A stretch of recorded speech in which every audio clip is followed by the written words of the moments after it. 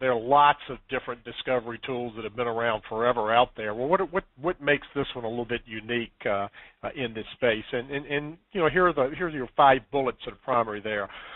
Not necessarily that each one of these makes it unique, but the combination of them does, and especially as we get down to the application mapping. So it is a virtual appliance. It's an agentless discovery, which most people prefer these days, so there's no security intrusions on your networks and so forth, or added overhead to your servers and your clients.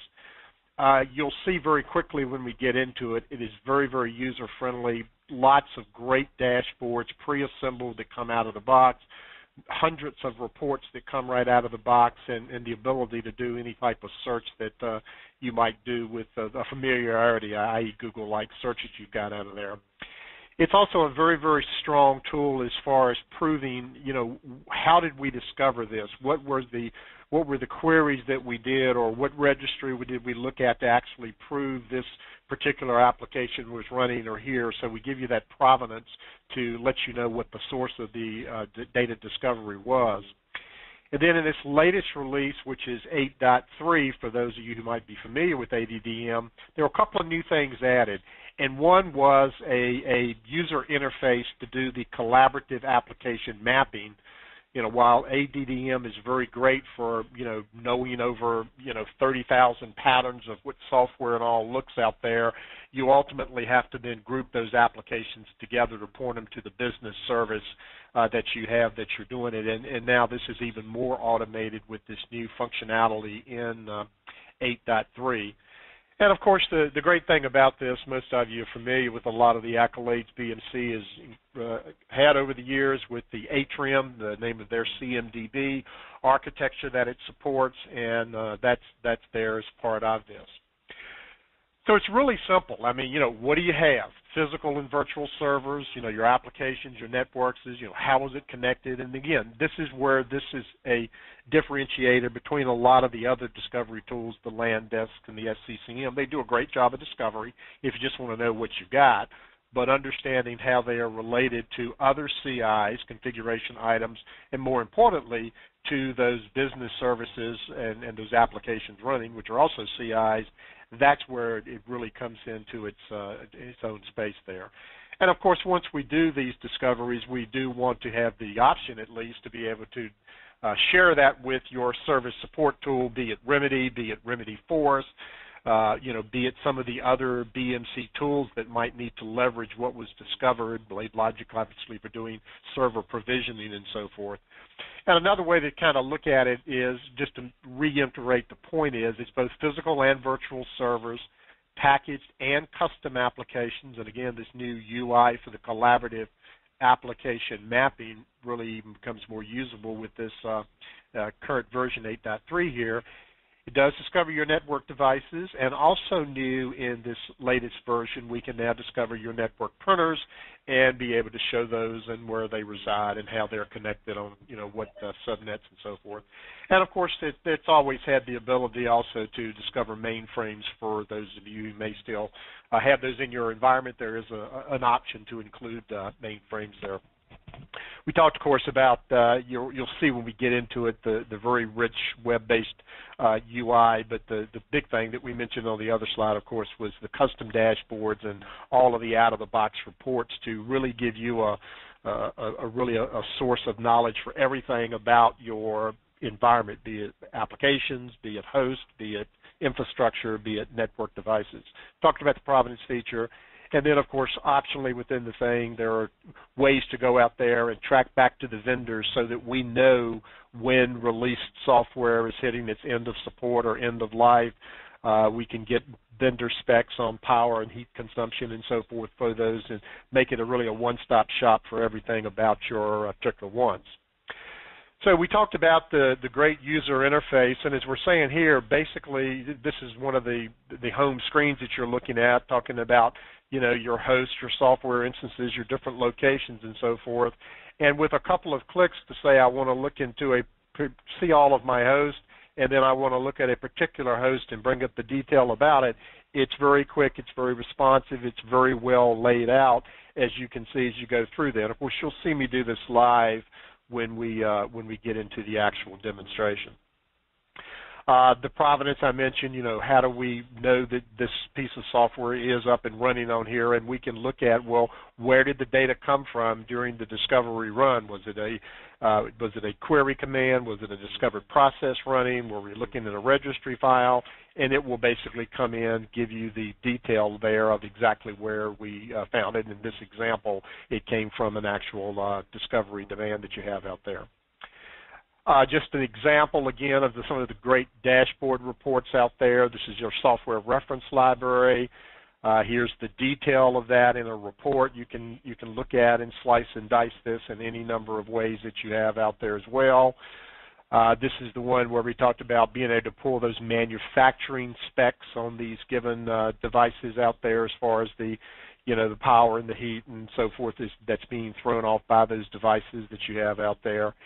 And then, of course, really to me, the key to the whole ADDM architecture is the ability to not only to discover what's out there, but to be able to understand the mappings from the CIs to the network devices to the applications running on those devices, and then ultimately to the business service that all of that underlying infrastructure is supporting, which not only is great just from a standpoint of understanding what you've got and how it's all connected, but obviously becomes critical in something like change management, where we need to understand what the impact of taking a particular CI down. It can have far-ranging effects, and if you don't have a view into your infrastructure such as this, I would think that would be very, very difficult to do.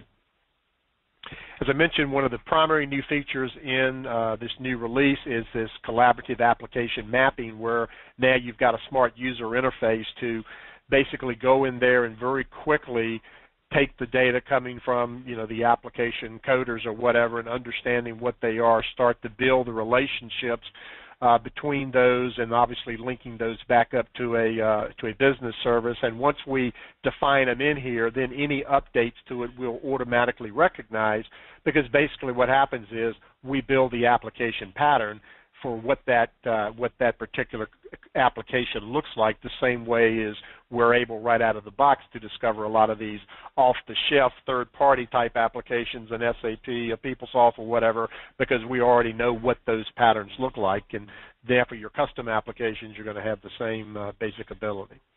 And then, of course, as I mentioned, to share it with whatever your underlying service support tool is. Obviously, in the BMC world, it's Remedy with its Atrium CMDB, or Remedy Force with its same common data model that it's following as Remedy on Demand or Remedy on premise does. So let's take a look real quick at the actual tool, and I'll actually bring that up. So I'm logged in, obviously, as an authorized user with the system, and this is kind of my home page, my landing page, if you would. You can see that I'm looking at my baseline dashboard here, and I've just got it laid out so that, here's all of my different infrastructure components, my host, my printers that I've got out there, my network devices, my various software instances that I have running, information about database details, about patches that are setting out there that need to be applied or not applied, what my subnets are. So all kind of updated and kept live for you. Over here I can kind of see, well, kind of at a snapshot effect of clustered environments, what servers are connected together, and we'll go into some of these in a few minutes. Here is kind of a summary again, software by publisher. So how many, you've got 82 instances of Microsoft out there, 235 of VMware. And as you can see, as we hover over these, they're interactive. Obviously, I can drill down and bring up the underlying detail on any of those. And then, of course, over here, we're taking a look at the host OS distribution. So how much Red Hat am I running versus, versus Solaris versus Windows, get that type of mapping. Average number of network connections that you've got at there, virtual versus physical, the types of things that you would expect. But the great thing about it, again, is right out of the box, we give you all of these, lots of these dashboards right out of the box, so that, the discovery just feeds this data repository here. It's this overlay, being able to slice and dice it, that really brings the value into you, because without you having to write a lot of reports or queries, I can slice and dice this richly discovered information anywhere that I needed to do. So, for example, if I wanted to see more information only about the hardware, well, here's where I've got my information about that. So, power and watts, my host watts per CPU, which ones would be possibly good candidates for, getting some high power consumption items out of there, and I can put some runtime metrics on that and run that, and it would bring me back a list of candidates that, met whatever spec that I was going to be doing as far as how much power they were consuming, and maybe that's how we start to develop a technology refresh plan that's got some underlying return on investment, because if I can start to figure out that I'm going to, get some of these high wattage users out and replace them with more user-friendly blades or even additional VM environments, that's going to certainly be an easy way to come in and show that type of information.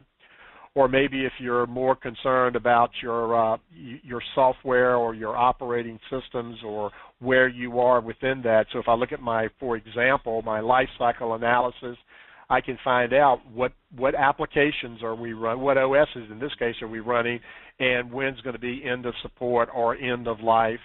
I can look at it in different ways. I can look at it by my different operating systems. Again, it's just got all of the great overlay views of that discovered data for you that's right out of the box.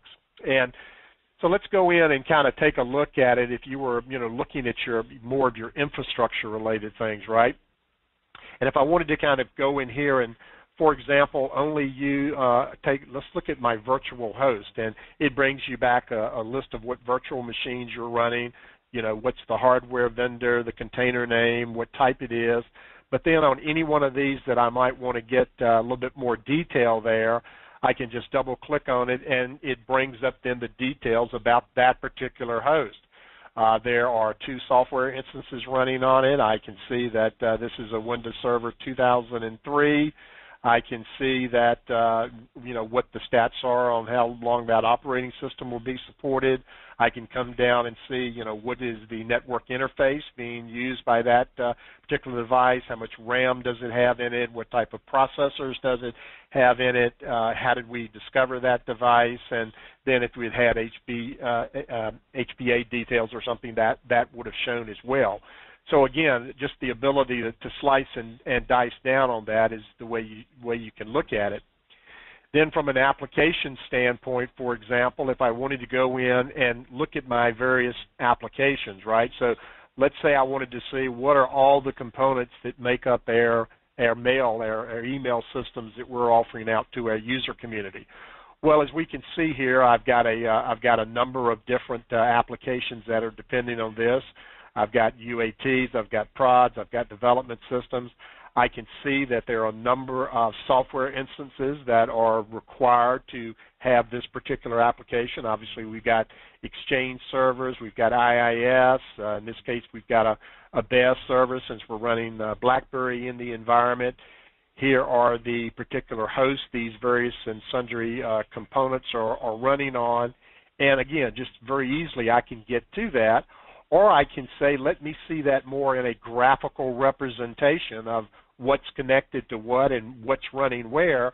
And it can dynamically go out and say that, well, for our mail hub, there's that BAS server that we had out there. There's a couple of IIS servers that we have. And if I wanted to know more about any one of these, it's just a matter of simply right-clicking and say, show me the details about this particular BAS server. What's the host name, what's it supporting, what are the processes that are running on that particular device, and again, that's how you get down to that level of detail as you're kind of going through there.